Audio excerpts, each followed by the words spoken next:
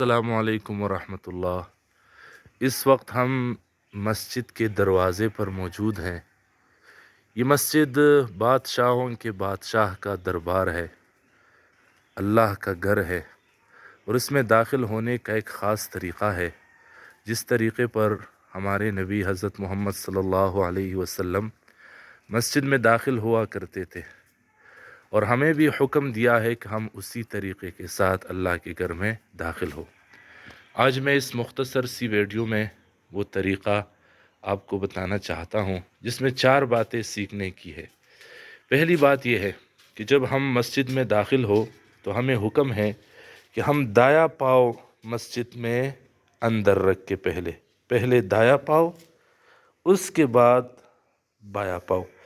لیکن یہاں پر ایک نقصان اور ہوا کہ جب میں نے مسجد کے اندر دایاں پاؤں پہلے رکھنے کے لیے اٹھایا تو جوتے سے بھی دایاں پاؤں باہر نکالا، حالانکہ یہ جوتے اتارنے کے سنت کے خلاف ہو گیا، کیونکہ ہمارے نبی جب جوتے اتارا کرتے تھے تو پہلے بایاں پیر جوتے سے باہر نکالتے اور پھر دایاں پیر جوتے سے باہر نکالتے۔ تو یہاں علماء نے لکھا ہے کہ مسجد میں داخل ہوتے وقت جوتے اتارنے کی سنت پر بھی عمل کیا جائے اور مسجد کے اندر داخل ہونے والی سنت پر بھی عمل کیا جائے۔ تو اس کا طریقہ یہ ہے کہ جب ہم مسجد کے دروازے پر پہنچے تو جوتے سے پہلے بایاں پیر نکالے، اسے جوتے کے اوپر رکھے، پھر جوتے سے دایاں پیر نکالے، اس طرح جوتے کی سنت اتارنے والی سنت پر عمل ہو گیا، پھر وہ دایاں پاؤں مسجد کے اندر رکھے۔ تو علماء نے لکھا ہے کہ دایاں پیر اندر رکھتے وقت ہم یہ دعا مانگے، اللہم افتح لی ابواب رحمتک۔ کئی دعائیں منقول ہے اللہ کے نبی سے، یہ مختصر بھی ہے اور یاد کرنے میں آسان بھی ہے۔ اللہم افتح لی ابواب رحمتک، کہ اے اللہ اپنی رحمت کے دروازے میرے لیے کھول دے۔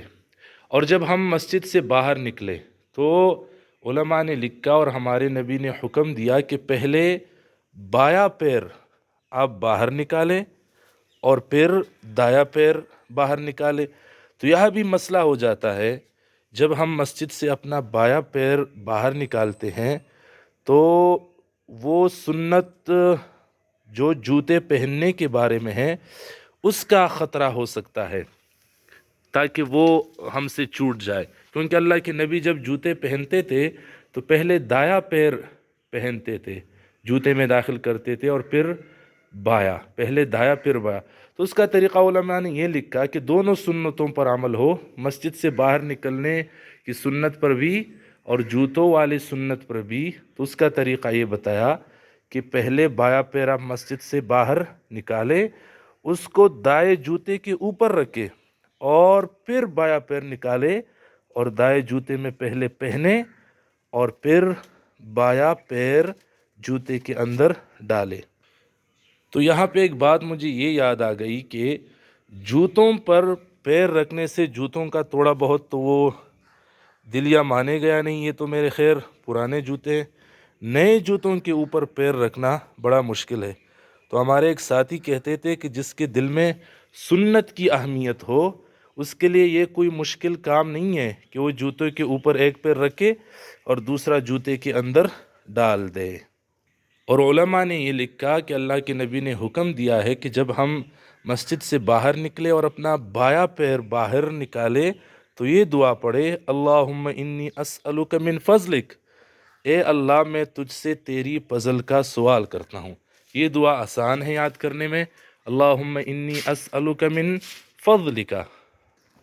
یہ تو طریقہ ہو گیا مسجد سے باہر نکلنے کا دعا پڑھتے ہوئے، مسجد کے اندر داخل ہونے کا دعا پڑھتے ہوئے۔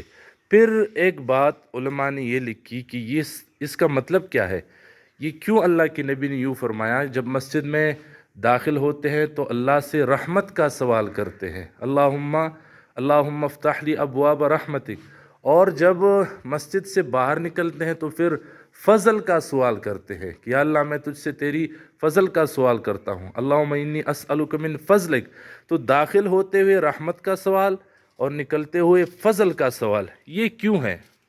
تو علامہ شبلی نعمانی نے معارف الحدیث میں لکھا ہے کہ رحمت اور فضل دونوں اللہ کی نعمتوں کے لیے استعمال ہوتے ہیں، لیکن قرآن میں جو رحمت ہے وہ خاص اکثر جگہوں پر اللہ کی اخروی نعمتوں اور روحانی نعمتوں کے لیے اور دینی نعمتوں کے لیے استعمال ہوا ہے، اور مسجد کے ساتھ یہ نعمتیں زیادہ لائق ہے کہ یہاں پر اللہ سے آخرت والی نعمتیں، روحانی نعمتیں اور دینی نعمتیں مانگی جائے۔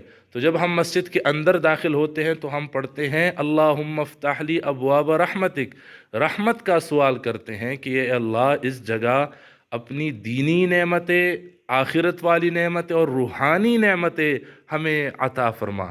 اور انہوں نے لکھا ہے کہ فضل کا استعمال اکثر دنیاوی نعمتوں کے بارے میں استعمال ہوا ہے۔ تو جب ہم مسجد سے باہر نکلتے ہیں دنیا کی طرف تو دنیا کے ساتھ مناسب دنیا کی نعمتیں ہیں، اس لیے دنیا کی نعمتوں کا سوال کیا جاتا ہے جب انسان مسجد سے باہر نکلتا ہے۔